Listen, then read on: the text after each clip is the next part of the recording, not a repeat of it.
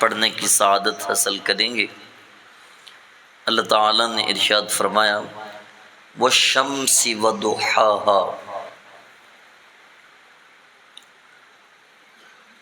سورج کی قسم اور اس کی روشنی کی قسم، والقمر اذا تلاها، اور چاند کی قسم جو اس کے پیچھے آئے، والنہار اذا جلاها، اور دن کی قسم کہ جب وہ سورج کو نمایاں کرے، واللیل اذا یغشاها، رات کی قسم جب وہ چھا جائے، والسماء وما بناها، آسمان کی قسم اور اس کو بنانے والے کی قسم، والارض وما طحاها، زمین کی قسم اور اس کو پھیلانے والے کی قسم، ونفس وما سواها، اور نفس کی قسم، جان کی قسم اور اس کی قسم جس نے اس کو برابر بنایا، فَأَلْهَمَهَا فُجُورَهَا وَتَقْوَاهَا،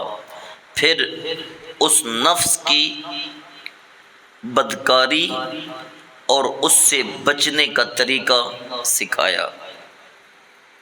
ان 10 قسموں کے بعد اللہ نے حضرت انسان کو ایک پیغام دیا 10 قسمیں اٹھانے کے بعد۔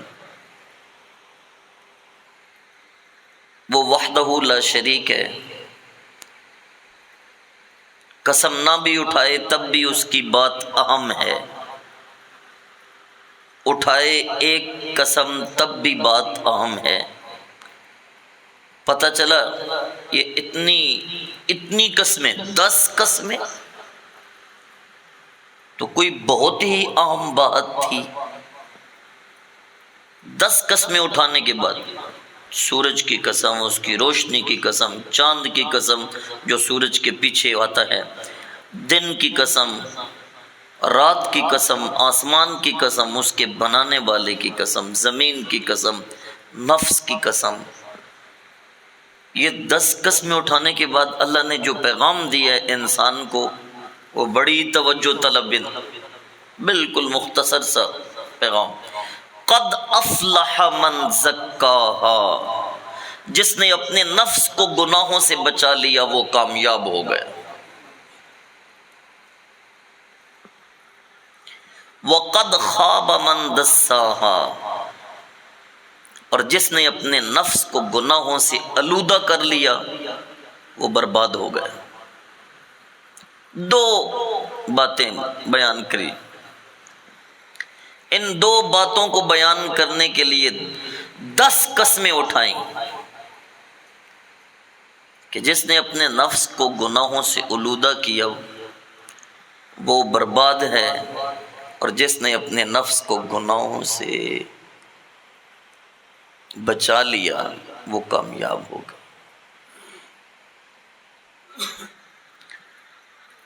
اور اللہ تعالیٰ نے ان قسموں کے درمیان ایک اہم بات بھی ارشاد فرمائی، فَأَلْهَمَهَا فُجُورَهَا وَتَقْوَاهَا،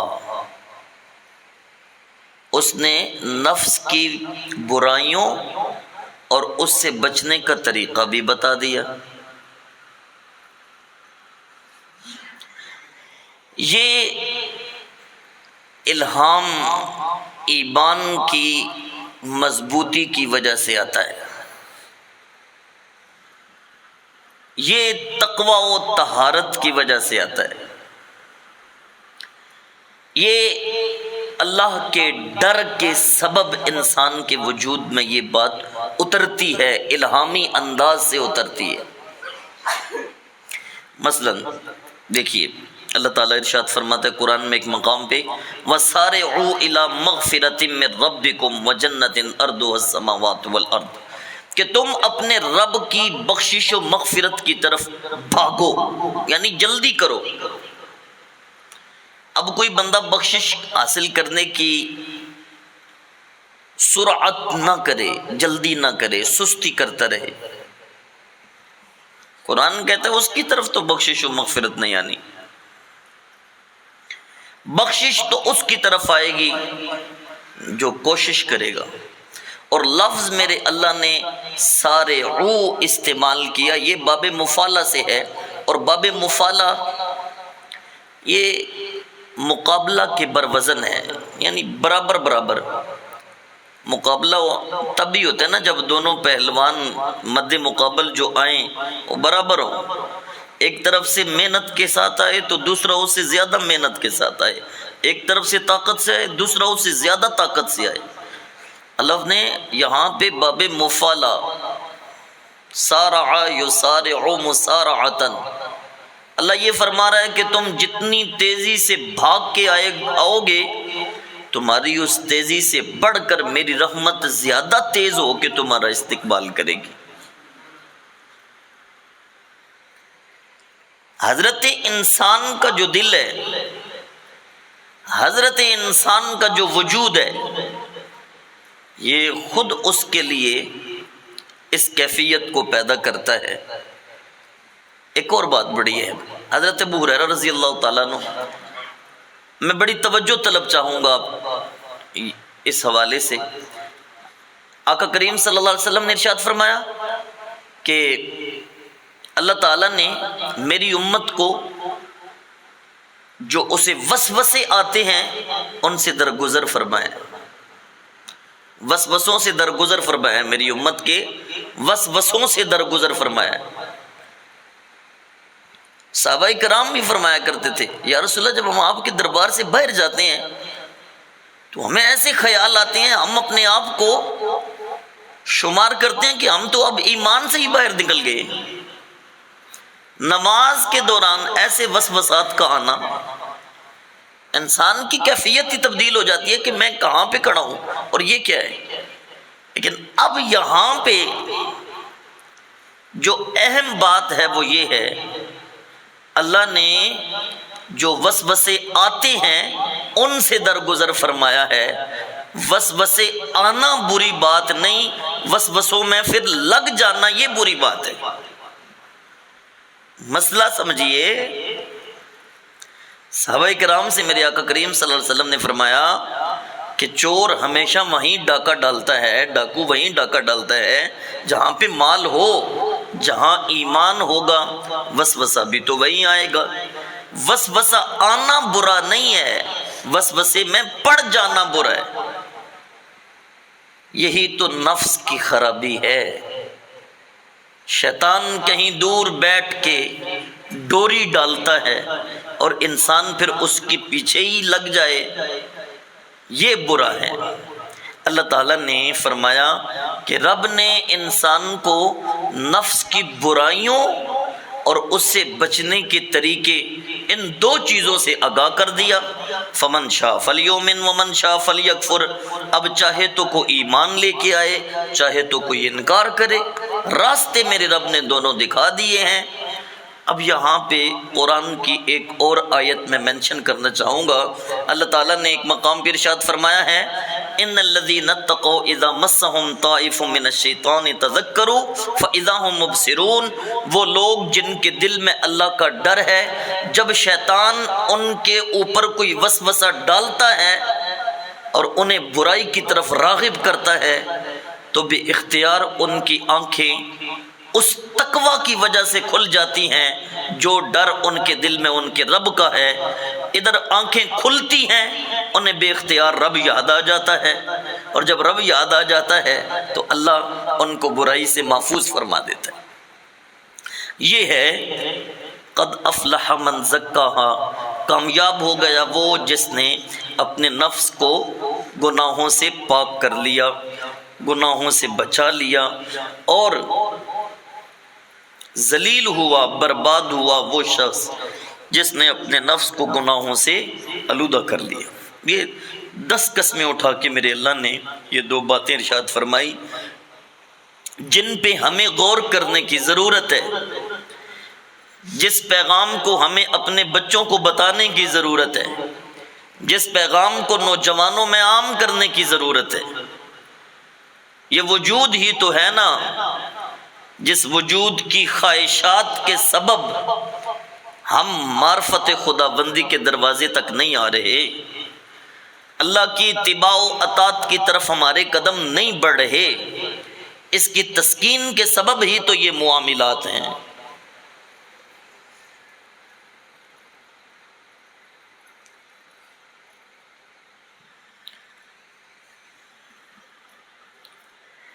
کذبت سمود بطغواہا، قوم سمود نے اپنی سرکشی کی وجہ سے اپنے رسول کو جھٹلایا۔ اذ انبعث اشقاہا، ان میں سے جو سب سے بڑا بدبخت تھا وہ کھڑا ہوا۔ فقال لهم رسول اللہ ناقۃ اللہ وسقیاہا، وہ جو سب سے بڑا بدبخت تھا نا، جو کھڑا ہوا۔ بدبختیاں پھر پیچھا کر ہی لیتی ہیں، جب بندے کے اندر گندے ہو نا، جب عداوتیں کدورتیں اور نفرتیں دلوں میں پڑی ہوں، بدبختیاں پھر دروازے توڑ کے آ جایا کرتی ہیں۔ یہ قوم سمود کا ایک شخص تھا جو یہ چاہتا تھا کہ دنیا مجھے مانے، اور قوم سمود نے اپنے نبی سے یہ کہا تھا، صالح علیہ السلام سے، کہ اگر آپ نے اپنی نبوت کو ثابت کرنا ہے تو کوئی معجزہ دکھائیں۔ کون سا معجزہ؟ اس پہاڑ سے اونٹنی پیدا ہو جائے۔ رب کے نبی نے اشارہ کیا، پہاڑ سے اونٹنی پیدا ہو گئی ہے جی، اونٹنی پیدا ہوئی۔ اب ماننے والے تو مان گئے، لیکن جنہوں نے نہیں ماننا تھا وہ معجزہ دیکھ کے بھی نہ مانے۔ رب کے نبی نے کہا، میں تمہیں فقال لهم رسول اللہ ناقۃ اللہ وسقیاہا، اللہ کی اونٹنی اور جو دن اس کا پانی پینے کا ہے اس باری کا، ان دونوں چیزوں کی حفاظت کا میں تمہیں حکم دیتا ہوں۔ تو ان میں سے ایک بڑا بدبخت تھا جو یہ چاہتا تھا کہ دنیا مجھے مانے۔ اس کو انہوں نے ایگری کیا کہ تو اونٹنی کی کوچے کاٹ ڈال۔ یہ کیا، ایک دن پوری قوم پیے گی اور ایک دن صرف اکیلی اونٹنی پیے گی؟ یہ کیا طریقہ ہوا؟ انہیں یہ نہیں پتا تھا کہ پترو، یہ رب کا قانون ہے، یہاں عقل کی نہیں اللہ کی مانی جاتی ہے۔ رب کے نبی نے جو حکم دے دیا بس مان جاؤ۔ نہیں مانے تو اس شخص کو ایگری کیا، اس نے کہا میں اس بات پہ راضی ہوں، لیکن پوری قوم وہ میری گرویدہ ہو، پوری قوم میری مانے، جو میں کہوں گا پھر میری اس بات کو مانے۔ سارے ہاں کیا ٹھیک ہے سنگیا، تیری ساری گلاں ماننیاں، تو بس ہی کوچا کاٹ۔ اذ انبعث اشقاہا، اللہ فرماتا ہے جو سب سے بڑا بدبخت تھا وہ کھڑا ہوا، اس نے اس کی کوچے کاٹ ڈالی۔ اس بات پر کوچے کاٹ ڈالی کہ ہر کوئی پھر مجھے مانے گا، ہر کوئی پھر میری بات مانے گا اور مجھے مانے کہ میں بڑی چیز ہوں۔ اللہ تعالیٰ نے فرمایا فَكَذَّبُوهُ فَعَقَرُوهَا فَدَمْدَمَ عَلَيْهِمْ رَبُّهُمْ بِذَنبِهِمْ فَسَوَّاهَا، انہوں نے جھٹلایا اور ناکہ کی کوچے کاٹ ڈالیں، تو ان کے رب نے اس گناہ کی وجہ سے اس پوری بستی کو ہلاک کر دیا اور ہموار کر دیا۔ وَلَا يَخَافُ عُقْبَاهَا، اور وہ جب انتقام لیتا ہے پھر اس کو کسی کا خوف نہیں ہوتا۔ ٹھیک، اللہ رب العزت کی بارگاہ میں دعا ہے، میرے رب ہمیں عمل کی توفیق عطا فرمائے۔